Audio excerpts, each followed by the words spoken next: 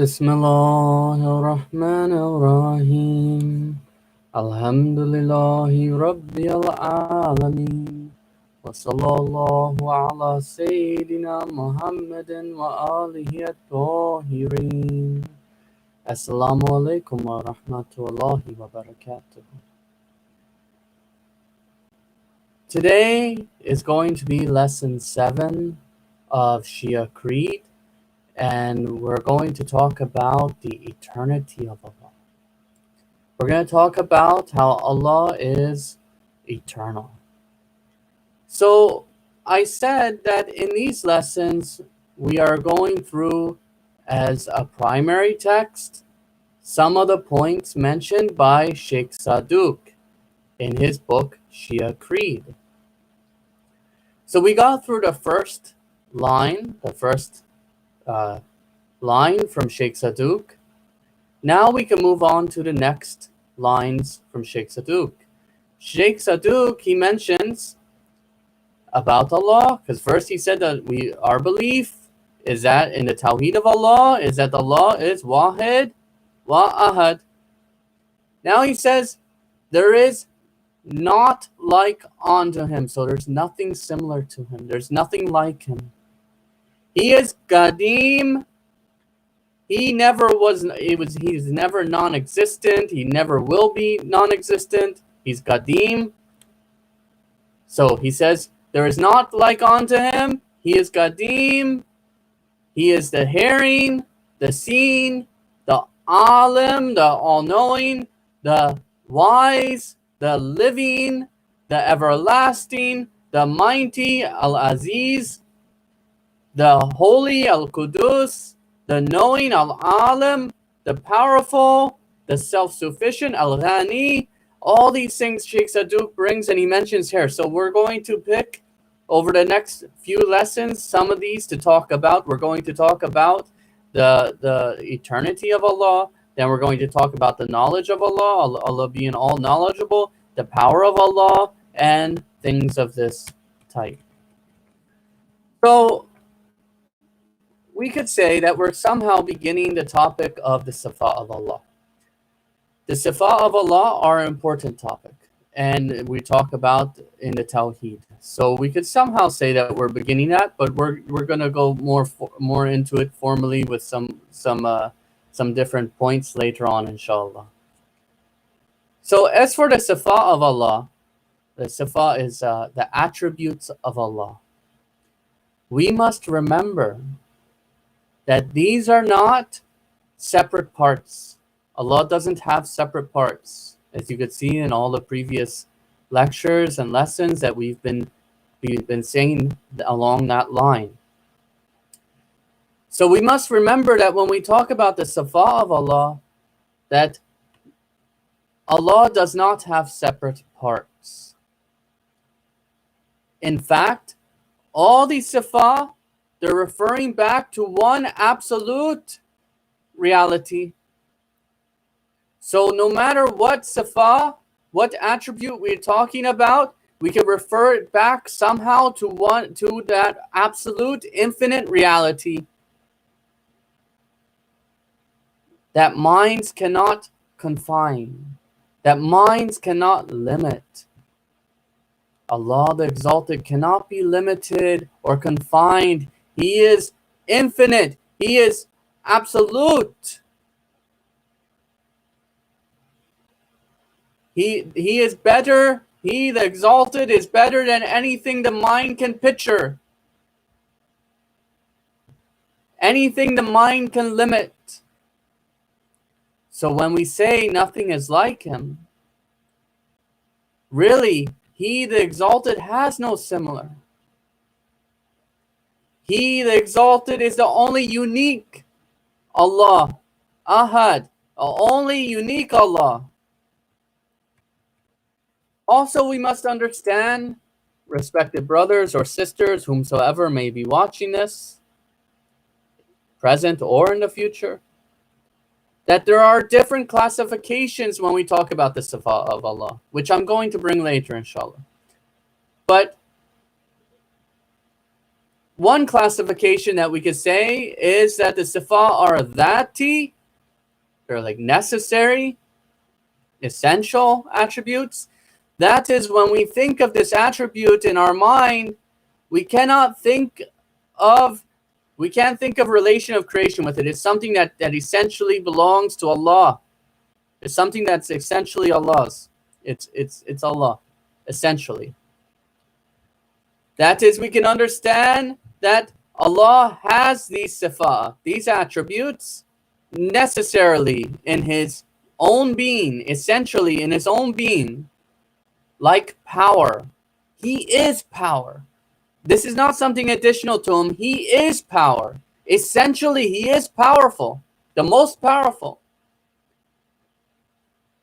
Then there are those types of sifa, those types of attributes that can be understood as a kind of relationship between creation and Allah. These are called the attributes of action. Like creation. When we say that Allah is the creator, we can imagine a relationship between a creation, something created, and the creator, the one doing the creating. So there's a kind of relationship that's needed there in our conception of it. So saying Allah is creator has a relationship with creation, so it's an attribute of action. The fact that Allah is able to create goes back to His power. He is all powerful. He is all powerful. So these kind of attributes that have a kind of relationship between, that we can imagine a kind of relationship between Allah and the creation, are called attributes of action. Hence, the creating act will refer back to His essentiality, as He creates by His power. There is also a discussion over here that inshallah we'll get to, maybe in one of the future lessons, one of the future semesters, about whether we, in our minds, could affirm positive attributes for Allah, or our minds, they are only negating things from Allah, and hence saying that He is not that thing. So like it negates weakness from Allah. Like our minds can negate weakness from Allah. We can say Allah is not weak, so we know that He is all powerful. Inshallah, this topic we'll get to inshallah in a later time, and present both views on the issue, because Sheikh Saduq is said to have one view, some have other views. So there's discussion among scholars on if we're just able to negate things from Allah, that we're negating things that He is not, like Allah doesn't have a body, Allah is not weak, these kinds of things, or can we affirm positive attributes for Allah? So this is a discussion that is held in this area. Inshallah, we will get to it when we get more in depth, inshallah. These lessons will be just the first 10. Inshallah, next summer we'll go into even more on the Sifa of Allah, and maybe have quite a bit of a semester on it before entering the Nubuwah, maybe even the full semester. We'll see, inshallah. So, Al-Qadim, the eternal, that is Allah the exalted, always existed. He is eternal both before time and after time. He created time.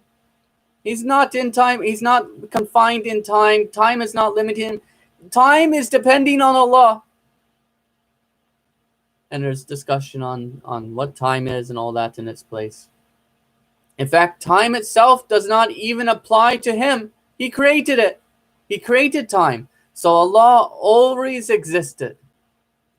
He is the real eternal. Someone even said that there were things that were outside of time. They would have a beginning point, like philosophers say.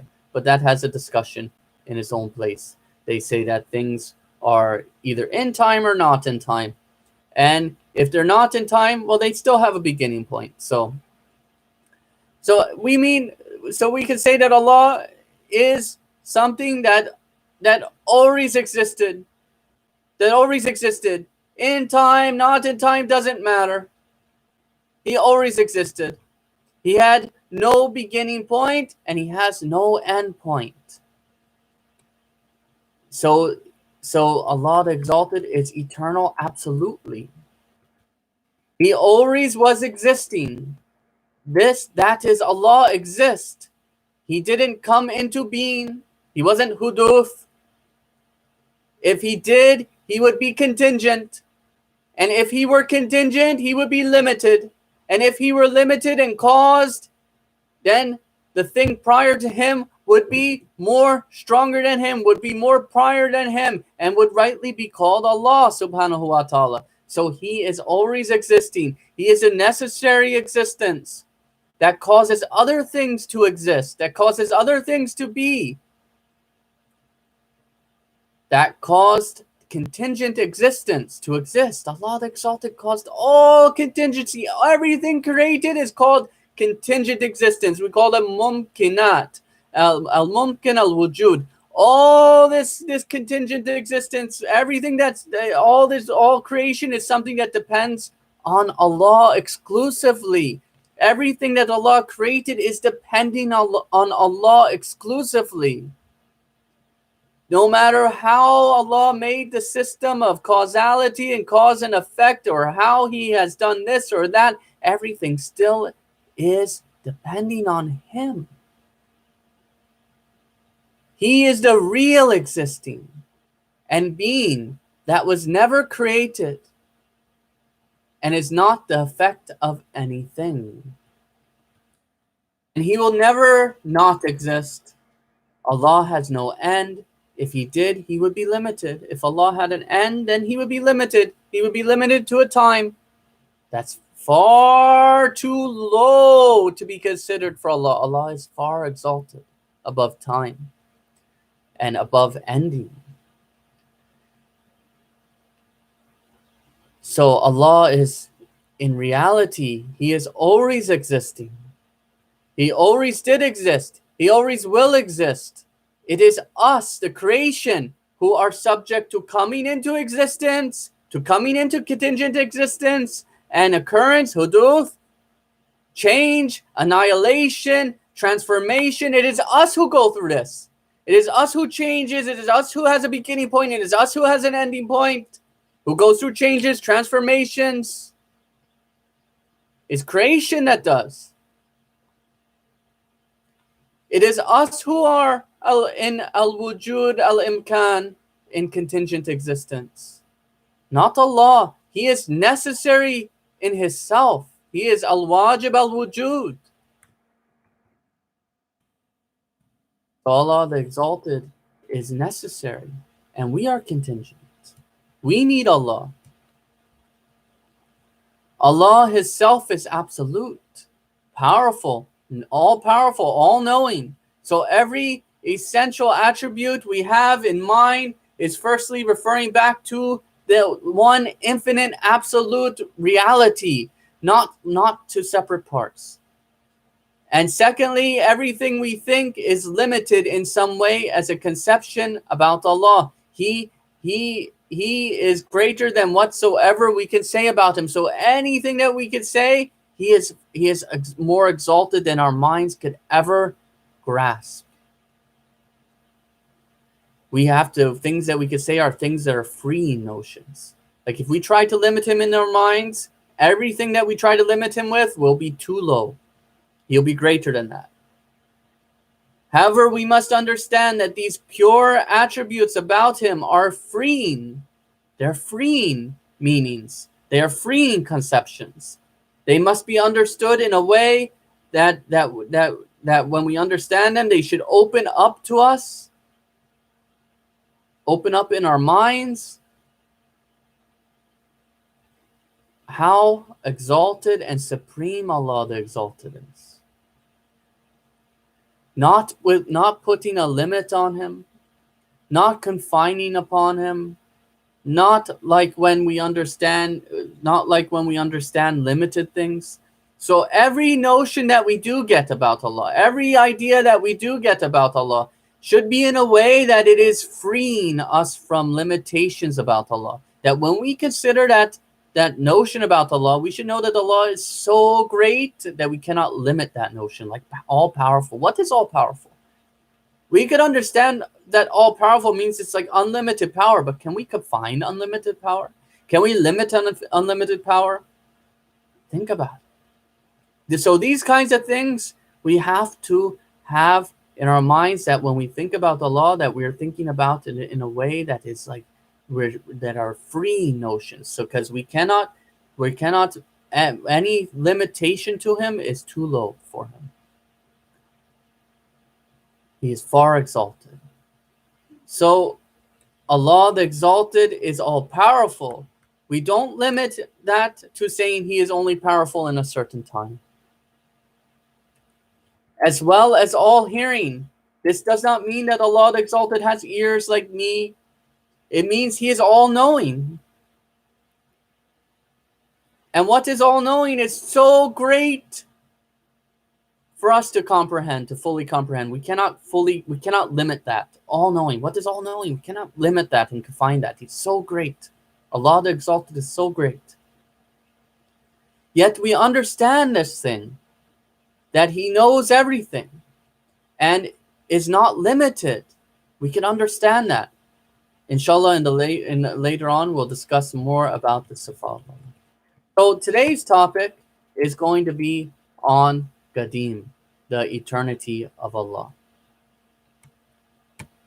And then we will end. So as I quoted Sheikh Saduq, he said that Sheikh Saduq radiallahu anhu, he stated he is Qadim. And we're going to mention two things about Allah. We're going to mention the topic of eternity of Allah.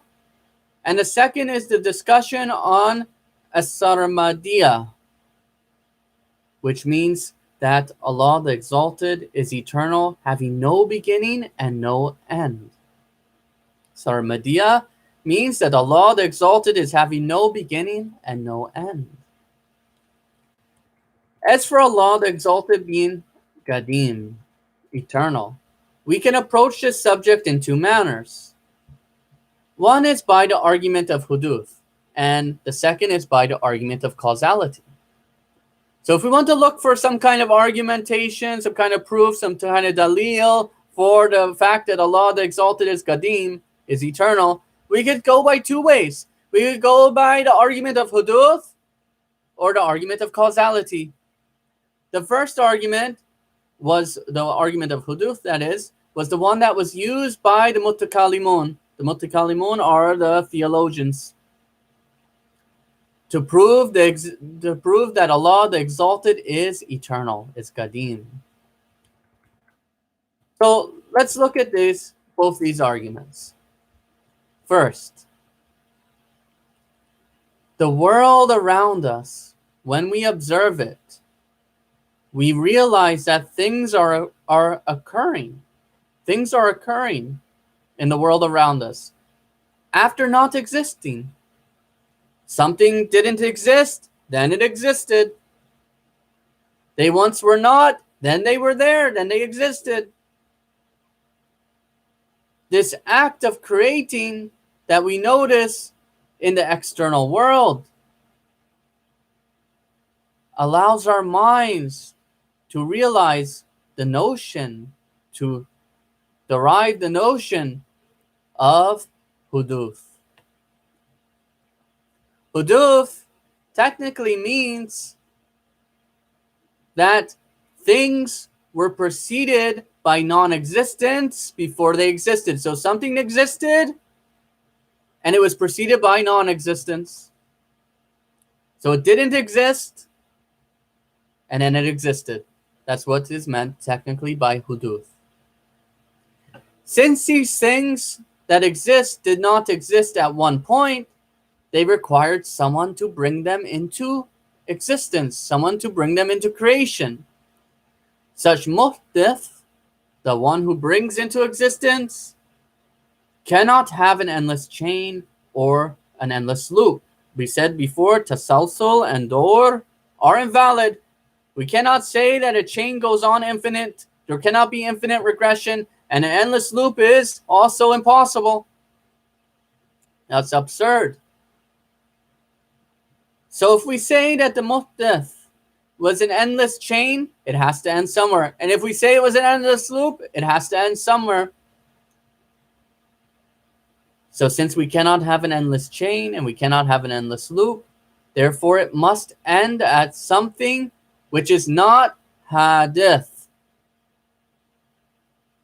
Something which is not occurring after non-existence.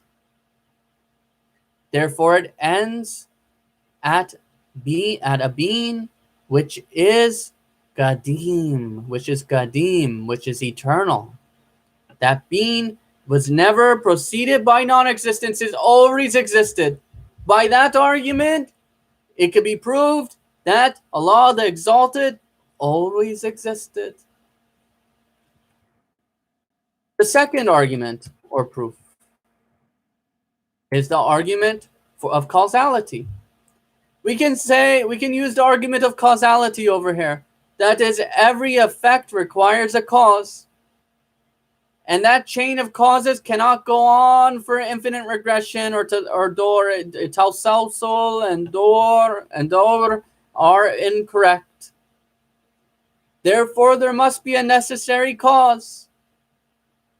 And that necessary cause cannot be the effect of anything, or else the infinite regression would continue. Therefore, this establishes that necessary cause is eternal, is not the effect of anything.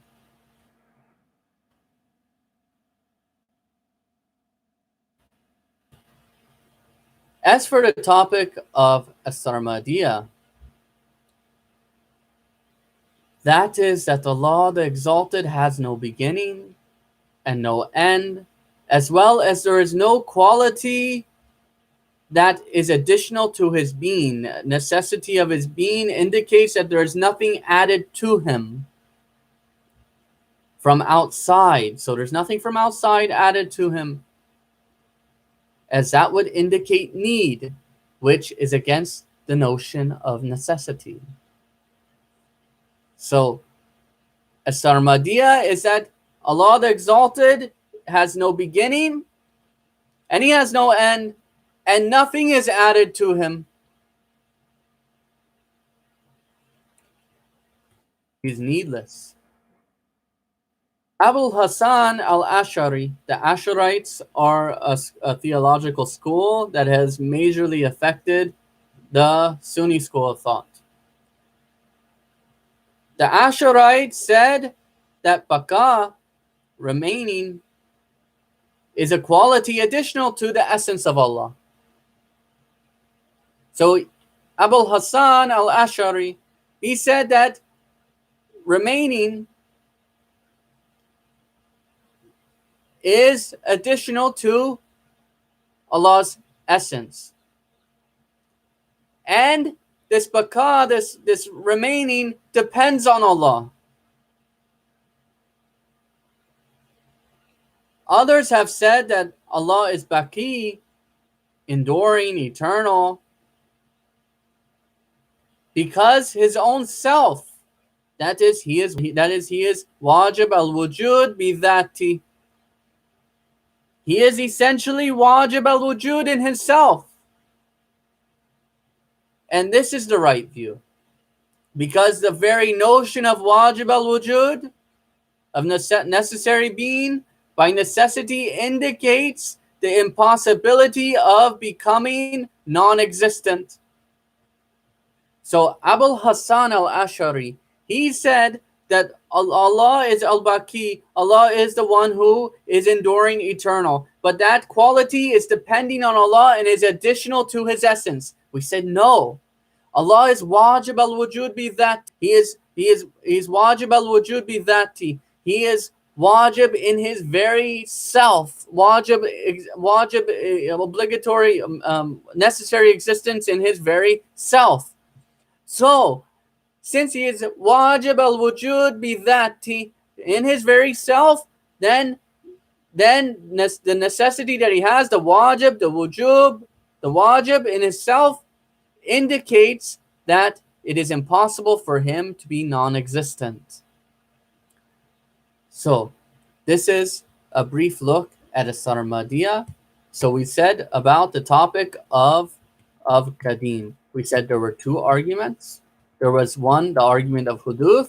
It cannot be an endless chain, so therefore it must end at something which is not preceded by non-existence. And in the argument of causality, we said that we must end at a cause which is not the effect of anything. Both these prove that Allah the Exalted is eternal, always was existent, always was existing. And then we said about Asarmadiya. Asarmadiya means that Allah the Exalted has no beginning, no end, and no quality additional to His being from outside. So there's nothing added to Him. Allah the Exalted is one reality that's needless, one unique reality. Remember I said about the oneness and how we don't say it's numerical, we say it's there is no other God besides Allah. There's no unique except Allah, no real unique, like Allah is the absolute unique. So then I said Abul Hassan al-Ash'ari from the Ash'arite school of thought of theology, he said that Allah is al-Baqi, Allah is the eternal, the enduring. The Baqa is like to remain. So and he said that this is a quality additional to the essence of Allah, but it depends on Allah. So it's like a contingent thing that's additional to the essence of Allah. This is an odd thing. And I said that the argument against this is brought that Allah the Exalted is wajib al-wujud, be that necessary being in his own being. In itself he is necessary. And that necessity indicates the impossibility of becoming from non-existence. It indicates the impossibility of non-existence. So this is lesson 7. Wa akhiru duwana and alhamdulillahi rabbil alameen.